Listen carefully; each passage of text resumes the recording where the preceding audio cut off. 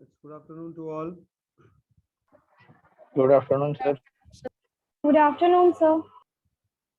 हम्म, इतने कम बच्चे क्यों आ रहे हैं ये क्लास में? हम्म, तो धीरे हम्म,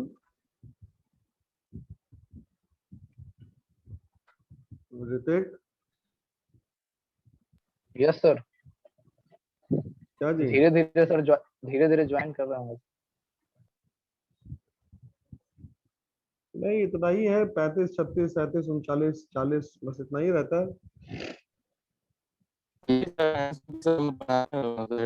यही 35 से 40 के बीच में बचे रहते हैं। 38, 39 हार्डली।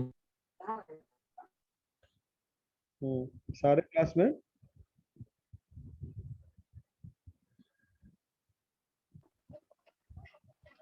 सारे सोनी मैम क्लास में में तो यही है सर अटेंडेंस। हेलो। 45 भी Yes, ज्यादा है sir. सर।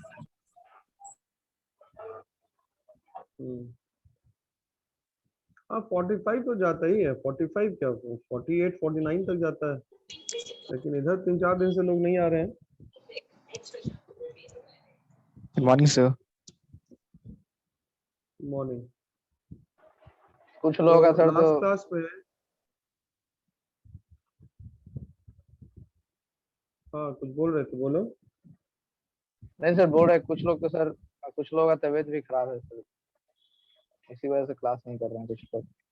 चलो, लास्ट क्लास में हम लोगों ने स्टैटिक इक्विलिब्रियम पढ़ा था, माइक्रो और मैक्रो। आज हम लोग थोड़ा डायनेमिक इक्विलिब्रियम के ऊपर बात करेंगे। कॉपी निकालिए, पहले कुछ लिखवा दें और फिर हम लोग इसको समझते हैं। डायनेमिक इक्विलिब्रियम लिखिएगा।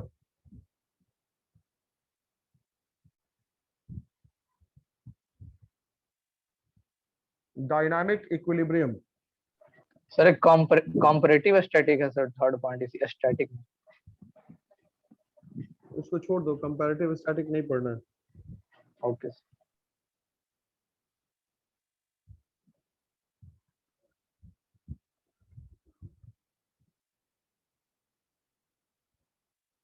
Dynamic equilibrium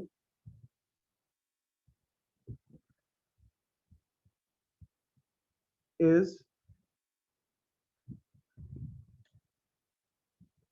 a more realistic form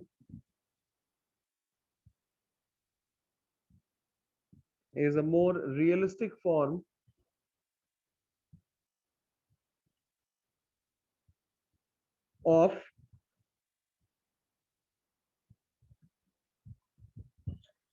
equilibrium. Full stop. In other words,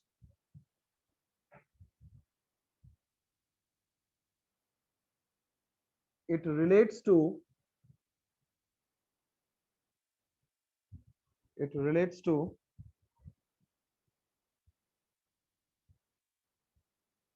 more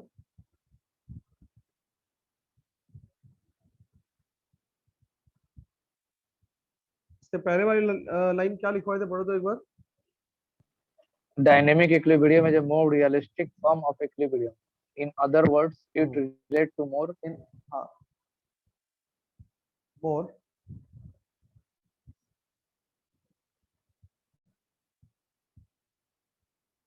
real behavior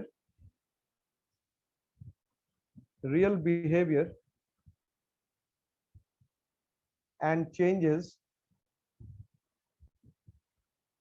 in the economy. More real behavior and changes in the economy. Full stop.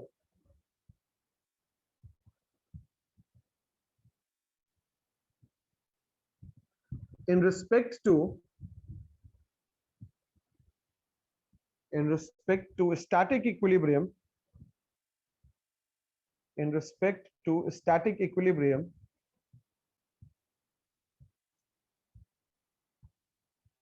it is more complex.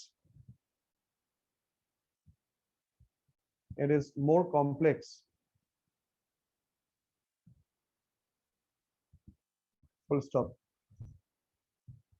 More complex and therefore difficult to define, and therefore difficult to define,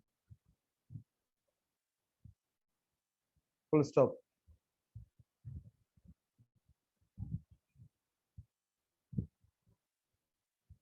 आगे लिखिएगा।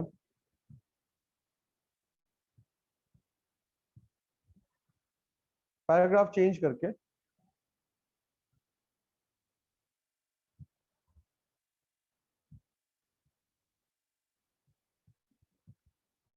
the assumptions of static equilibrium, the assumptions of static equilibrium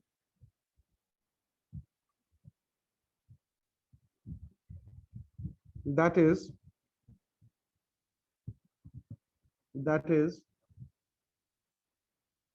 all variables, Sir, that is के बाद that is all variables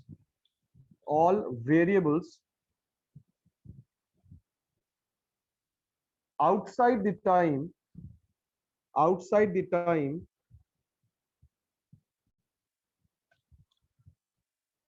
under consideration, outside the time under consideration,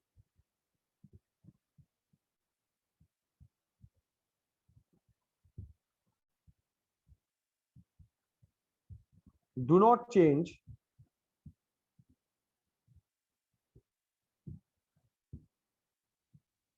comma, does not hold good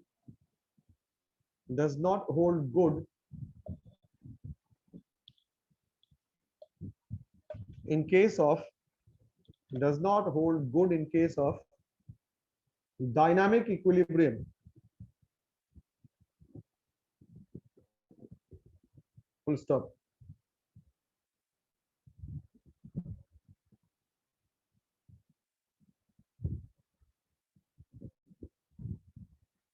According to the dynamic equilibrium,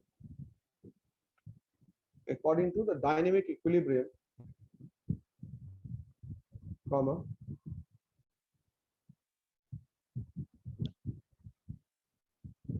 all the variables associated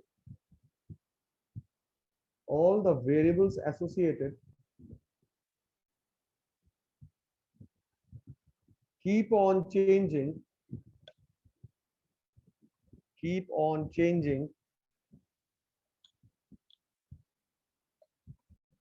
with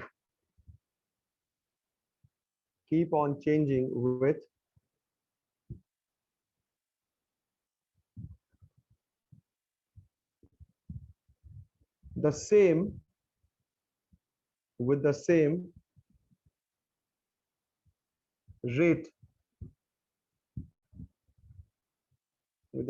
rate, full stop. For example,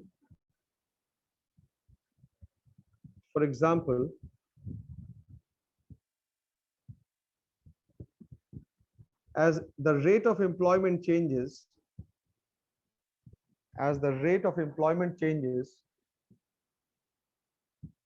comma, the level of income, comma, savings, etc., all change,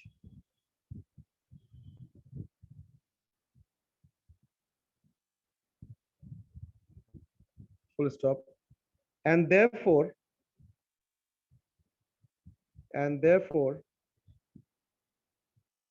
there is a need,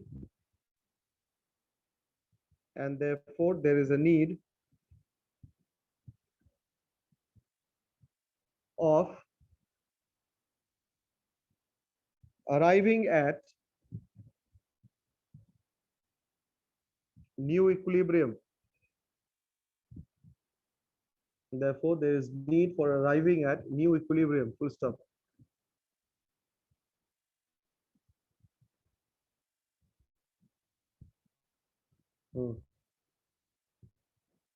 एक बार पढ़ो तो इसको।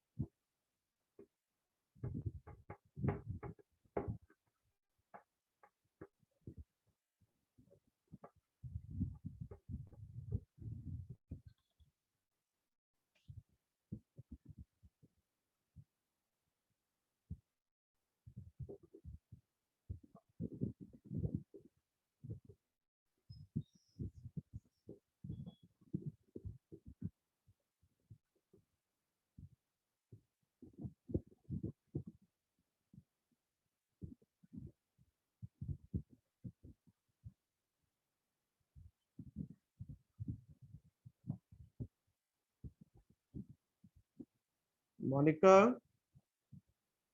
Yes, sir. why you are looking at the screen? Look into your copy and read what I have made you write down. Sir, I have read, but I could not understand. चलो ठीक है।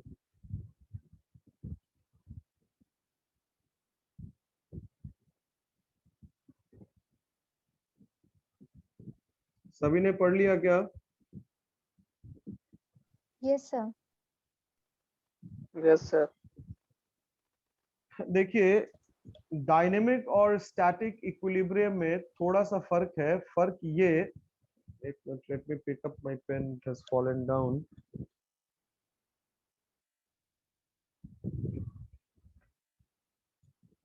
इसमें फर्क ये है कि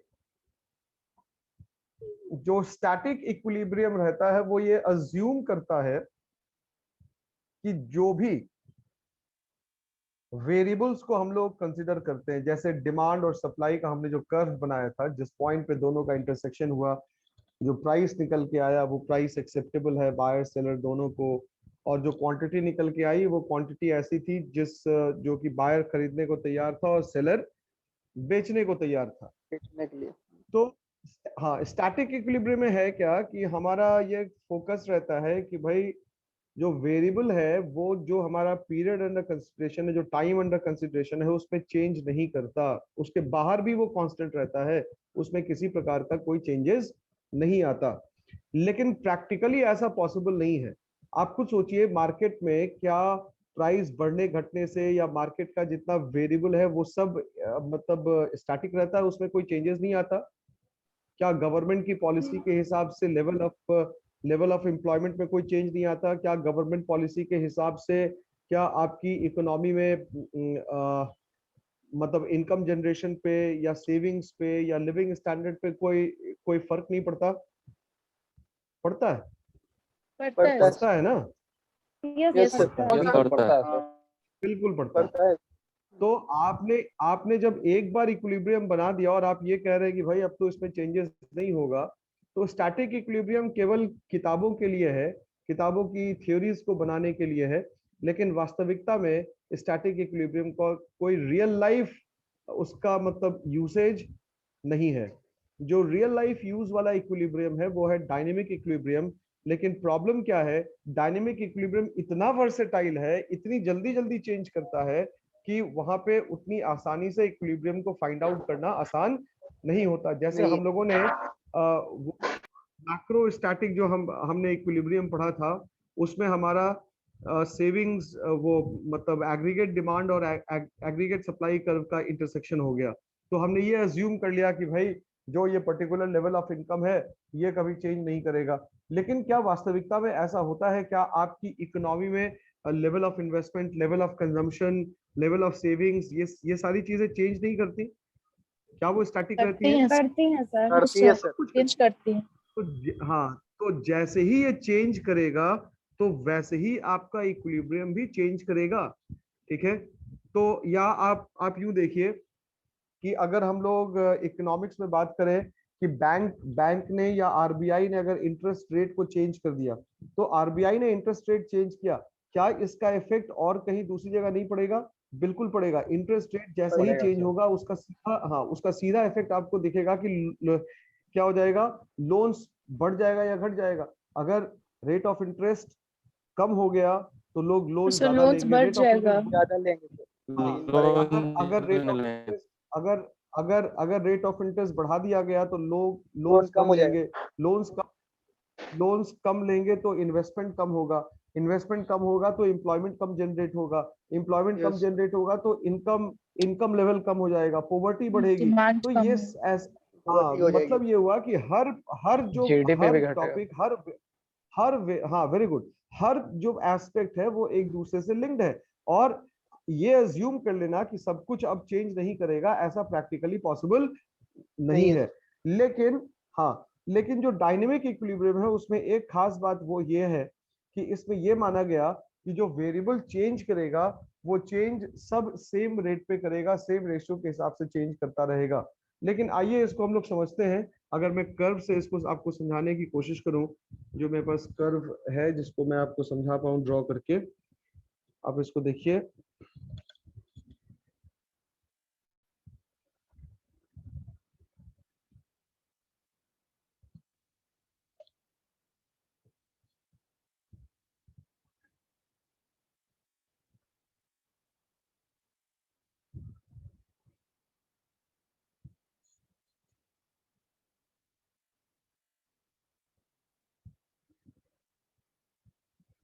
अगर आप इस कर्व को देख रहे हैं, मैं जो ड्रॉ कर रहा हूं, देखिएगा ध्यान से।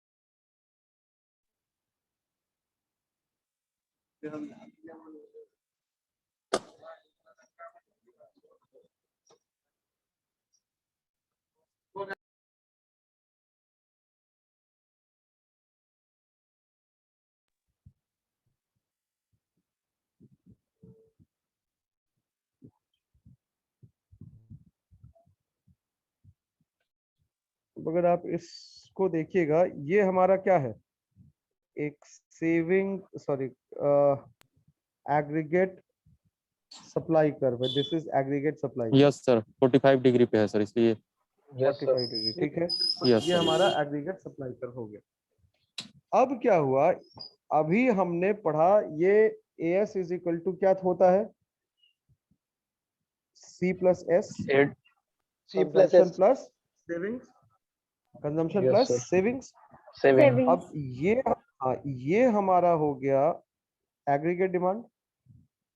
Yes, sir. Yes yes radio. Sir, ये यस। हमारा हो गया, ये हमारा हो गया C plus plus Plus I. I. C plus I. Yes sir. तो ये जो इनकम निकल के आया, ये इक्विलिब्रियम इनकम कहेंगे आप। लेकिन मैं जो आपको समझाने की कोशिश कर रहा हूं कि क्या इकोनॉमी में एक बार जो इन्वेस्टमेंट हो गया, कंजम्पशन हो गया, उसमें कोई चेंजेस नहीं होता है? Changes होता है sir. होता है सर। होता है। होता है। एकदम अब होगा सर, आइए इसको, फैन नहीं। अब आइए इसको हम लोग समझते हैं। अगर हमारा एग्रीगेट डिमांड बढ़ गया, बढ़ गया demand, Yes, sir. Yes sir. Yes sir, new demand. New demand आ गया।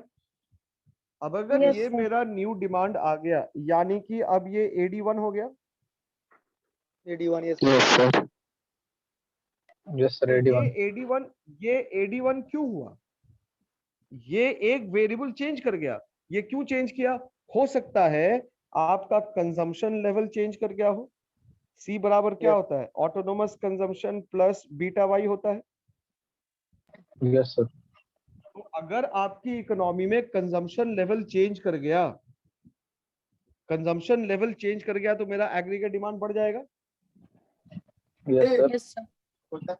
और जैसे ही एग्रीगेट डिमांड बढ़ेगा, क्या अब आपका इक्विलिब्रियम वही रहेगा या इक्विलिब्रियम भी चेंज करेगा? चेंज कर चेंज करेगा सर। चेंज कर जाएगा। तो अब आपका डिमांड बढ़ने से क्या आपका इनकम नहीं बढ़ गया? देखिए तो बढ़ गया सर। नया बढ़ गया equilibrium बढ़ गया। ये सब बढ़ गया। जैसे अब कंजप्शन ये क्या लेवल हो में रहा है? बढ़ गया। चेंज होने से एग्रीगेट डिमांड कम भी तो हो कंजम्पशन लेवल,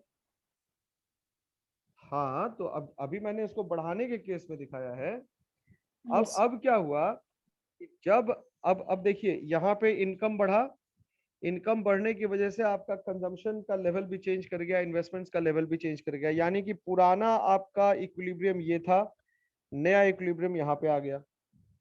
क्या एग्रीगेट डिमांड और एग्रीगेट सप्लाई में फर्क हो गया? ये जो आप गैप देख रहे हैं, ये जो आप गैप देख रहे हैं, दिस गैप, ये जो बन रहा है यहाँ पर, ये वाला गैप, ये डिमांड बढ़ गया लेकिन सप्लाई बढ़ा नहीं। Yes, यस और sir. नो? तो Yes, इसका sir. इफेक्ट क्या होगा? हाँ, इसका इफेक्ट ये होगा कि आपकी इकोनॉमी में इन्फ्लेशन हो जाएगा, Yes. क्योंकि Demand प्राइस बढ़ गया, Yes. डिमांड बढ़ गया, सप्लाई बढ़ा नहीं तो इन्फ्लेशन हो गया। तो मैं जो समझाने की कोशिश कर रहा हूं कि एक बार आपने इक्विलिब्रियम बना दिया और वही हमेशा सनातन तक चलेगा, ऐसा प्रैक्टिकली पॉसिबल नहीं है। नहीं है। अब ये भी, हाँ, अब ये भी तो हो सकता है कि हमारा कंजम्पशन घट जाए। तो जब कंजम्पशन घट जाए तो अब आपका नया ये एडी -1 हो गया, ये नया कर्व एडी -1। यस। अब इसका इफेक्ट क्या देख रहे हैं? अब नया इक्विलिब्रियम यहाँ पे आ गया, तो अब आपका इनकम घट गया तो कंजम्पशन भी घटेगा, कंजम्पशन Yes. घटेगा तो सेविंग्स, हाँ, तो कंजम्पशन घटेगा तो सेविंग्स भी घटेगा। यानी कि सारी चीजें एक दूसरे से रिलेटेड है, सारा वेरिएबल। ऐसा नहीं है कि एक बार जो हो गया सो हो गया, फाइनल हो गया, उसमें कोई किसी डिपेंडेंट प्रकार का कोई चेंजेस नहीं होगा। अब आप देखिए यहाँ पर जो आप देख रहे हैं, ये वाला जो एरिया है, ये वाला जो एरिया है, ये एरिया क्या होगा? यहाँ पे डिमांड कम हो गया लेकिन सप्लाई ही ज्यादा है। यहाँ पे आपका डिमांड क्या हो गया? Yes, sir. डिमांड कम है और सप्लाई ज्यादा है। ज्यादा है। ज्यादा हो जब गया। डिमांड ज्यादा है। जब डिमांड कम है, जब डिमांड कम है और सप्लाई ज्यादा है, तो इस ये क्या शो करेगा? ये शो करेगा डिफ्लेशन को। Yes, sir. यानी कि मार्केट में Deflation प्राइस show या करेगा, sir. इकोनॉमिक प्राइस क्या हो जाएगा? कम हो जाएगा, प्राइसेस विल फॉल। तो डायनेमिक इक्विलिब्रियम का जो कॉन्सेप्ट है ऐसे ही होता है। डायनेमिक इक्विलिब्रियम का कॉन्सेप्ट इसी तरीके से हमेशा वर्सेटाइल रहता है और हर केवल एक फैक्टर चेंज नहीं करता, उससे रिलेटेड बहुत सारा फैक्टर्स है जो एक साथ अचानक से चेंज करता है और सेम प्रोपोर्शन में चेंज करता है, जैसे बाकी सब भी चेंज करता है। Is it clear? Yes, sir. Yes, sir. Yes, sir.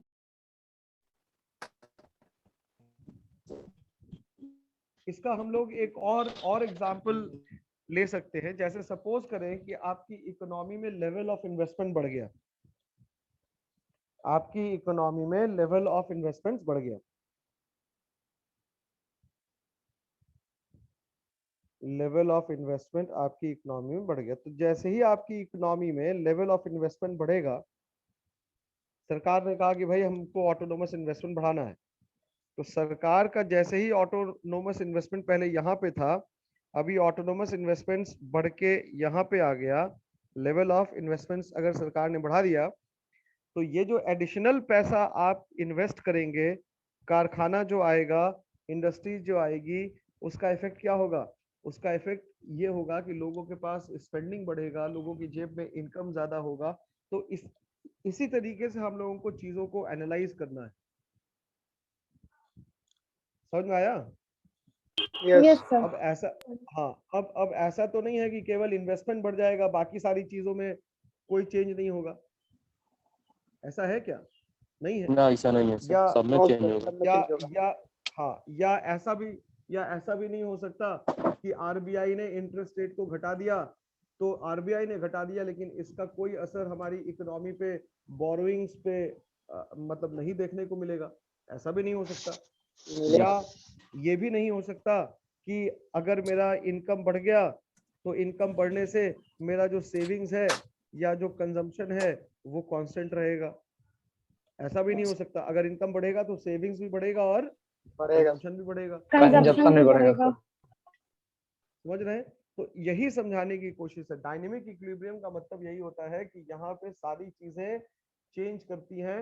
अब मतलब यहाँ पे जो अजम्पशन हमने स्टैटिक इक्विलिब्रियम में माना था कि कोई चीज चेंज नहीं करेगा, वो ओवर टाइम ऐसा नहीं होता, प्रैक्टिकली ऐसा पॉसिबल नहीं है। वो तो चेंज करता ही करता है, उसमें बदलाव तो अनुभव करने को मिलेगा ही मिलेगा। और जैसे ही सारे वेरिएबल चेंज करेंगे तो आपको नए सिरे से दोबारा से आपको एक नया इक्विलिब्रियम बनाने की जरूरत पड़ेगी। क्लियर है? Yes sir. Yes, sir.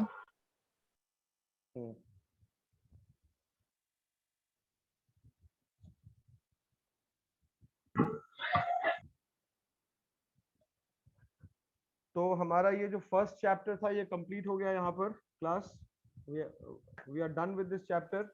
Sir पिछला डायग्राम दिख सकता है फिर से? क्या? पिछला जो डायग्राम था सर, उसको सर स्लाइड कर दिए तो सिर्फ स्क्रीनशॉट लेते नहीं ले पाए, मतलब बना लिया, आधा बनाए हुए हैं। अब चला गया वो। अब अच्छा ठीक है, हो जाएगा सर, हो जाएगा, रहने दीजिए। मेरे पास है हम brother, बना भेज दिए, दें। भेज देंगे। तो ठीक। सर कंपैरेटिव स्टैटिक हम लोग क्यों छोड़ दिए, वो इम्पोर्टेंट नहीं है क्या? नहीं नहीं, छोड़ दो उसको। कंपैरेटिव स्टैटिक में मतलब कंपैरिजन करना पड़ेगा अलग अलग एस्पेक्ट्स को देख के। वो मतलब जस्ट फॉर द सेक की है इसलिए लिखा गया, वो पढ़ना नहीं।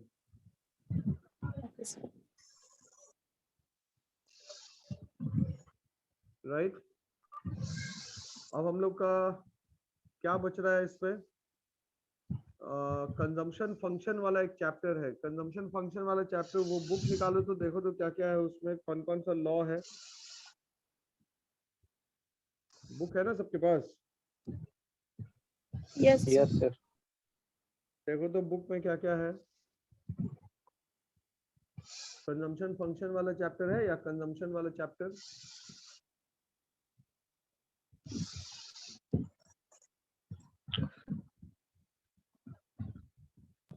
Yes sir. तो इसमें फर्स्ट है साइकोलॉजिकल लॉ ऑफ कंजप्शन,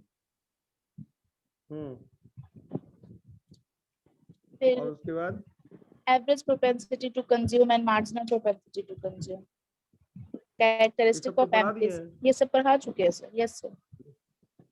हाँ फैक्टर्स ठीक है। और डिटरमाइनिंग कंजप्शन फंक्शन, ये सब हो गया ये नहीं हुआ है, ये नहीं हुआ है sir. Factors determining consumption function, yes sir, ये वाला नहीं हुआ। What is subjective psychological factors, law of objective consumption? Factors, वो हो चुका है। साइकोलॉजिकल लॉ ऑफ कंजम्पशन भी बताए थे मोनिका। मैंने ये बताया था कि जब आप कंज्यूमर हैं तो कंज्यूमर होने के नाते ये साइकोलॉजिकल लॉ ऑफ कंजम्पशन ये कहता है कि इनिशियल स्टेजेस में जब आपका इनकम बढ़ता है तो कंजम्पशन जो है, कंजम्पशन भी बढ़ता है। जिस रेट से इनकम बढ़ता है उस रेट से कंजम्पशन भी बढ़ता है। लेकिन एक पर्टिकुलर लेवल ऑफ, मतलब एक पर्टिकुलर लेवल के बाद भी अगर आपका लेवल ऑफ इनकम बढ़ा तो इसका मतलब ये हुआ कि आपका अब लेवल ऑफ कंजम्पशन उस लिहाज से नहीं बढ़ेगा जितना पहले बढ़ता था, या जिस जिस स्पीड से इनकम बढ़ रहा है। मतलब अब आपका सेविंग्स ज्यादा होगी। इसी को कहते हैं psychological law of consumption. Okay, sir. हाँ, उसके बाद बताओ क्या है। So factors determining consumption function, उसके बाद थ्योरी ऑफ कंजप्शन फंक्शन, और बोलो। फिर the permanent income Theory of consumption hypothesis of function में क्या क्या दिया हुआ कंजप्शन। है? तो थ्योरी ऑफ कंजप्शन फंक्शन में नीड्स कंजप्शन फंक्शन है। नीज या केनियन होगा? ऐसे KEYNES। हाँ, केनियन। तो ये दोनों पढ़ना है, परमानेंट इनकम हाइपोथेसिस और केनियन थ्योरी ऑफ कंजम्पशन, ये दोनों पढ़ना है। और फैक्टर्स अफेक्टिंग कंजम्पशन फंक्शन, ये 3 टॉपिक है। और क्या है इसके बाद बताओ। रिलेटिव थ्योरी ऑफ कंजप्शन, तो इसमें इसको एसेट छोड़ दो, होल्डिंग्स न्यू प्रोडक्ट ये सब। छोड़ दो, Yes. तो फिर हो गया। The relative income hypothesis.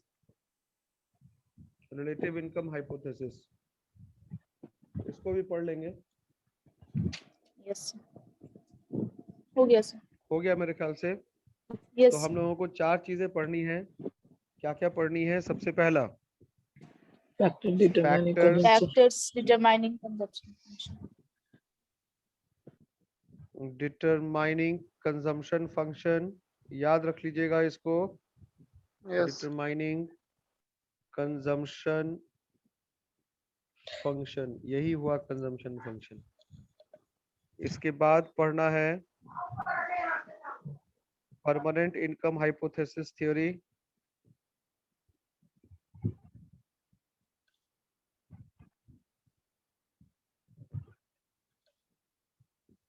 Permanent income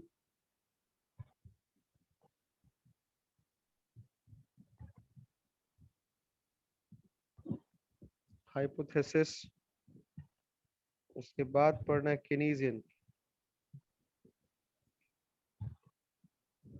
Keynesian income theory पढ़ना है।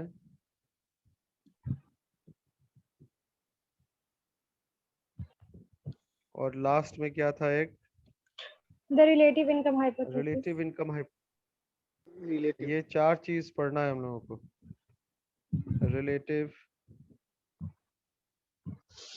Income hypothesis,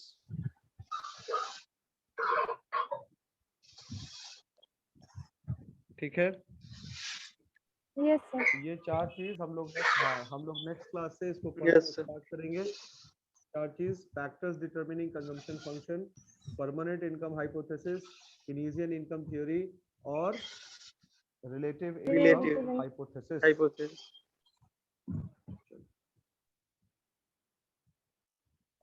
sir consumption function का सर फीचर्स बता देंगे क्या?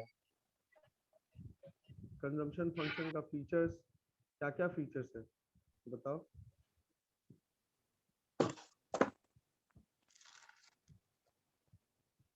बुक निकालो, फीचर्स बताओ क्या क्या है।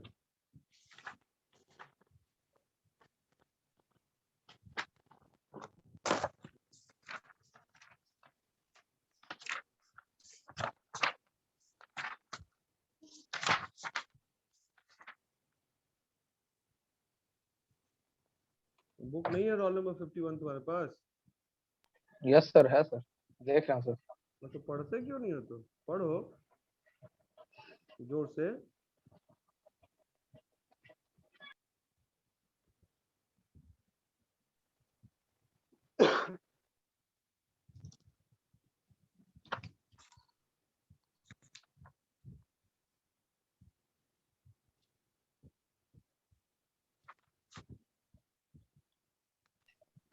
फीचर्स नहीं मिल रहा है इसमें बुक में।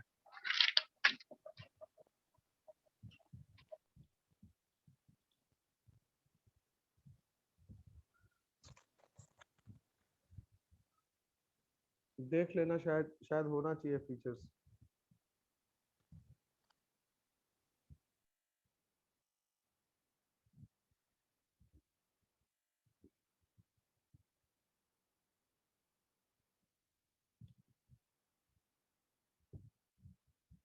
और कुछ पूछना है किसी को? कुछ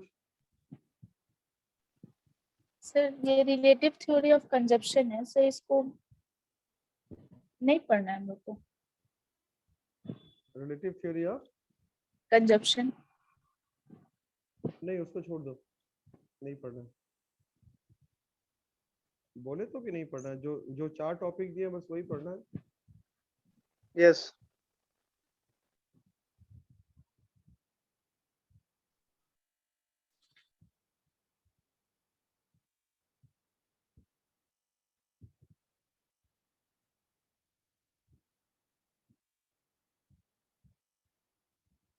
Something more to ask? Yes, sir. National income is always calculated at factor cost. इसका अर्थात सर फैक्टर कॉस्ट पे इसलिए होता है ऐड क्योंकि वो सारे खर्चों को इंडिकेट करता है, जितना भी एक्सपेंसेस इनकर किया गया नेशनल इनकम को प्रोड्यूस करने के लिए या आउटपुट को प्रोड्यूस करने के लिए। मार्केट प्राइस पे इसलिए कैलकुलेट नहीं होता क्योंकि जैसे ही आप मार्केट प्राइस में सारे प्रोडक्ट को लेके जाएंगे तो उसमें इनडायरेक्ट टैक्स और सब्सिडी का समावेश हो जाएगा, जो कि सही राष्ट्रीय आय के आकलन में एक बाधक है। इसलिए राष्ट्रीय आय हमेशा फैक्टर कॉस्ट पे ही कैलकुलेट की जाती है।